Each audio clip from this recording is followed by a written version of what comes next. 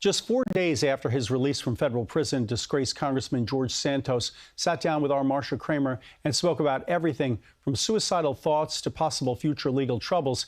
Here's additional excerpts from that exclusive one-on-one interview.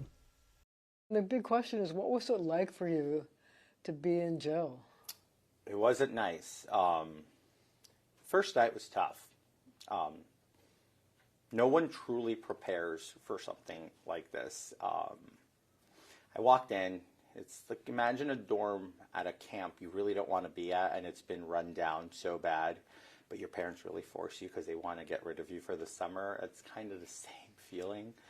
But under 50 guys there when I got there, and all eyes on me, because from the get-go, they did everything wrong, in my opinion, on how they dealt with bringing in a person into prison. Usually people come in and nobody even knows there's a new guy. But for me, they shut down the camp, they shut down the facility, they took people and put them all indoors, made them stand up for a count so I can walk in, kicked people out of their beds and shifted people around so I can have this, I guess, privileged spot bed, as if there was a difference between any of the other beds.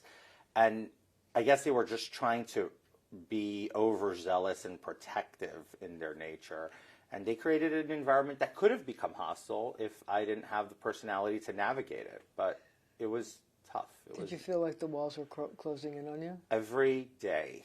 But I learned that being in the camp was a walk in the park compared to what I endured for 41 consecutive days in isolation. So what was that like, 41 days of solitary? Imagine not being able to do this from wall to wall because there's just not enough space. It was less than 6 feet wide. I say 6 feet for brevity, but less than 6 feet wide. Depth by 9 with a toilet sink combo. 24 hours a day with the exception of 1 hour of recreation time Monday through Friday. I was so desperate to get out of the cell that I stood in rain for an hour just to stay out of the cell and have that little transit of being handcuffed to another cage that's outdoors in pouring rain on me. It was mentally torturous. You stood in the rain? I did. It was either that or stay a consecutive 48 hours without going outdoors, and I chose to stand. What did you think about it? Everything and nothing at the same time. I was depressed. I had anxiety attacks. I had breathing issues.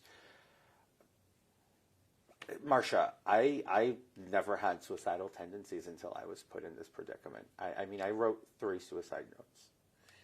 I have them. I never executed on it because I kept praying, please take these thoughts off my head, please. But I wanted to document my feelings in case I felt short and weak and did it. And I have the letters, and I'm embarrassed. You thought about committing suicide? 3 different times. 3 times? I wrote 3 different letters, yes. What did the letters say? Just my state of mind at the moment and the dates and what I was doing and why. And then I would pray on it and calm down and move on, but I still kept them for posterity so I can remind myself, the strength that I was able to muster up while I was in there. So, did you ever send these letters to the warden or anybody? No, I kept it to myself. But they should have gotten you help. They weren't getting me help. And if I had said I was suicidal, they would have put me in a white padded room, semi-naked, cold, with other inmates monitoring me.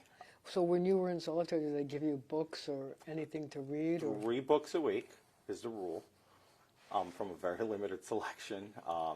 I read 3 books. I decided not to do it all 3 times. Because? I want to say God intervened every time, and I stuck to that, and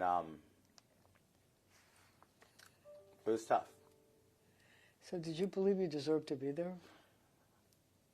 I believe I have made some very poor choices. I believe I have made some awful mistakes. I've hurt people.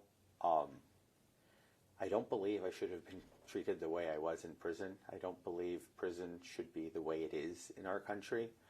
and I certainly, like many Americans in a bipartisan fashion, agree that my sentence and my entire process was over-politicized by a weaponized DOJ. So I'd like to pursue that. What makes you think that the DOJ was weaponized? You think it's weaponized against all Republicans, or? Not necessarily all Republicans, but against those who was convenient to weaponize at the time. It was. Merrick Garland was an unhinged individual looking to settle scores. Prosecuting the former president of the United States was on the table, as we all saw, and it all failed.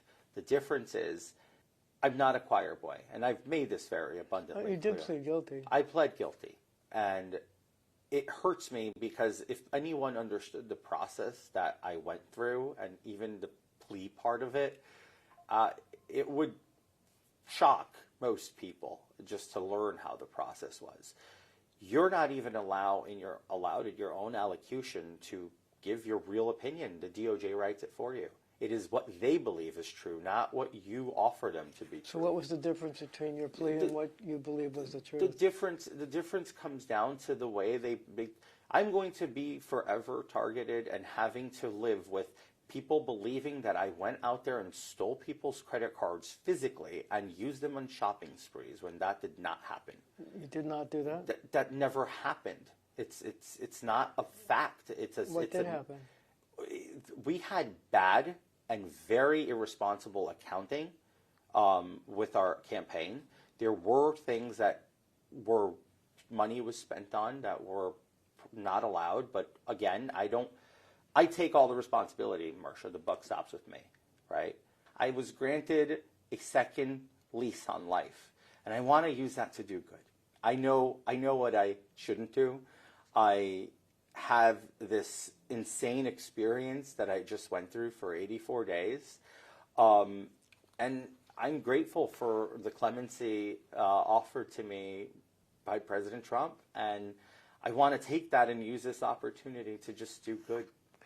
So you said that you've been given a second chance on life. What do you want to do with it?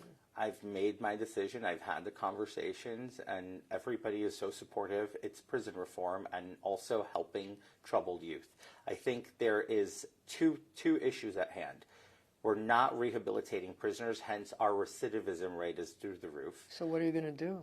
We need to change the way we do prison in our country. And I'm not saying we're making it comfortable. It's not supposed to be a hotel stay. It's supposed to be prison. You're supposed to have dignity. You're supposed to have programs. You're supposed to have adequate health, adequate nutrition, adequate sanitary conditions, which none of that was really present. So what can you do now that you're out? Well, I've had the privilege of just recently setting up to soon be sitting with the BOP leadership to talk about these things. They're willing to listen to my experiences. So how are you going to, if you're going to be doing good, how are you going to support yourself? How are you going to eat? How are you going to get clothes? I still have work. I am still working. I'm a columnist for the South Shore Press. I'm negotiating to do a column with another outlet. I have other endeavors of business that I am engaged in that yield me income. So I will have income. My spouse has income, so we'll manage. I learned one thing, Marcia. Wealth is not material. Wealth is your family. It's a good lesson. That is the biggest lesson. I can forego every jewelry, watch, you name it, name brand clothes and luxury that I have, so long as I can have my family and they're healthy. So you're giving up name brand stuff? Yeah, it makes no sense to me. It stopped making sense because once you're in prison... But you wanted it at one time. I've always wanted it. I've always done it. I've always worn it. I've always aspired for it because I had my priorities completely backwards. Do you feel that you deserve the commutation the president gave you? I think the president is entitled and has the plenary powers to do as he chooses. It's not incumbent for me to say I deserve. I'm grateful for it. It's incumbent on him to decide that. And if he sought me to be worthy of it, I am humbled.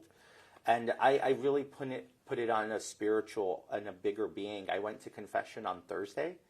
I took communion after years of being derelict in my, vows to my religion.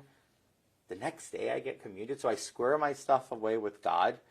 And then the next day I get a commutation. I believe there's a bigger power at play. And it's not about what I think. It's about what President Trump thinks as he did it, and I'm humbled and grateful for it.